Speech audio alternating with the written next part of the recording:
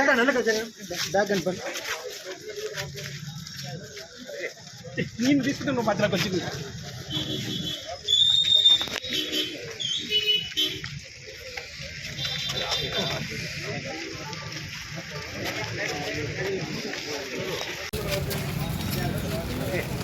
నేను తీసుకుంటే నువ్వు మధ్యలోకి వచ్చింది. నేను తీసుకుంటే నువ్వు మధ్యలోకి వచ్చింది. సార్ జనరల్ విజిటా ఏమన్నా కంప్లైంట్ మీద వచ్చిరా సార్? జనరల్ విజిటా మీకు ఏమైనా కంప్లైంట్ వచ్చిందా? తర్వాత చెప్తామండి. చెప్తారు కొద్దిగా టైం ఇవ్వండి, 10 minutes.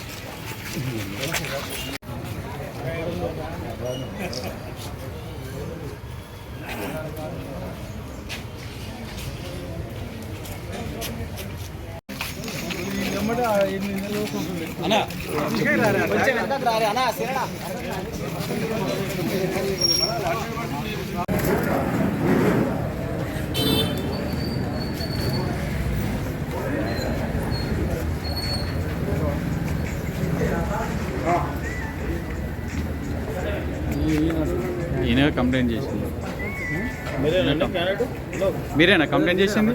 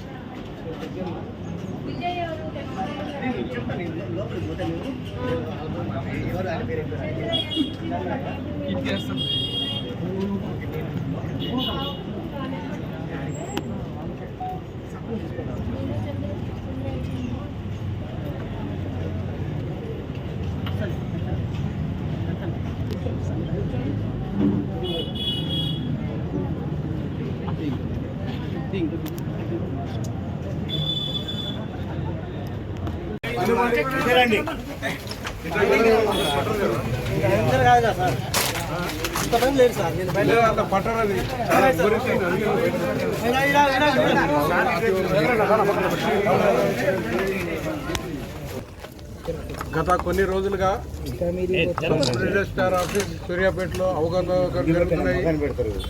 తర్వాత కరప్షన్ భారీ ఎత్తున జరుగుతుందని ఓవరాల్ కంప్లైంట్స్ వచ్చాయి. అది ఎంక్వైరీ చేస్తుండగానే రిటర్న్ కంప్లైంట్ కూడా వచ్చింది.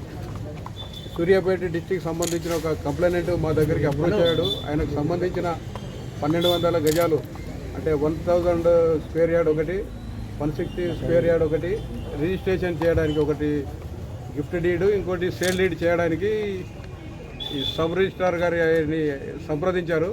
వారు ఏం చేశారంటే ఇమ్మీడియట్ వాళ్ళ ప్రైవేట్ ఏజెంట్ శ్రీనివాస్ అని ఆయన దగ్గరికి పంపించి ఆయన ద్వారా గజానికి 100 రూపాయలు చొప్పున, ఓన్లీ ఇక్కడ రిజిస్ట్రార్ గారు మాటలు మాట్లాడరు. ఆల్రెడీ ఇతను 2 సార్లు ఏసీబీతో డ్రాప్ అయ్యాడు. 2007లో పరిగిలో ఒకసారి, 2018లో మల్కాజ్గిరిలో ఒకసారి. కాబట్టి జాగ్రత్త పడుతూ ఆయన సైగలతోటి ఎవరు ఏజెంట్కు చెప్పి ఇంత అమౌంట్ అది అని చెప్పి ఆయనకి అప్రోచ్ కమ్మని చెప్పాడు.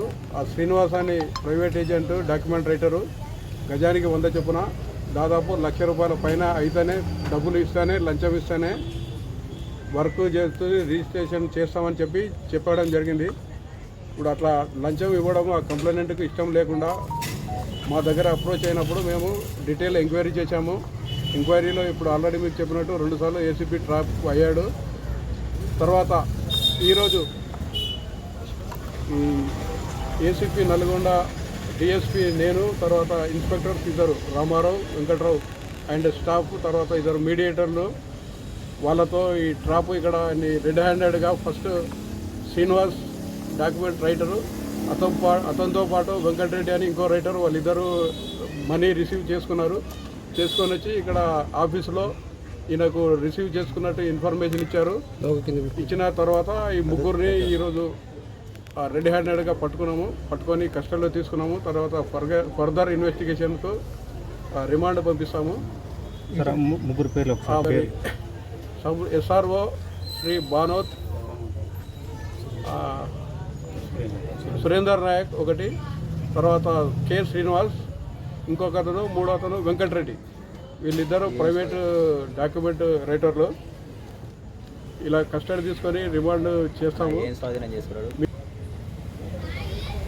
ఈ కస్టడీలోకి తీసుకున్నాక 99,200 రూపాయలు ఈ ప్రైవేట్ ఏజెంట్ వాళ్ళ దగ్గర సీజ్ చేయడం జరిగింది. ఏవైతే సబ్ రిజిస్ట్రార్ గారు డిమాండ్ చేశారో వీళ్ళ ద్వారా తీసుకోమని ఆయనకు చెప్పడం వల్లనే వాళ్ళిద్దరు తీసుకున్నారు. ఆ 99,200 మేము సీజ్ చేసింది రికవరీ చేశాము.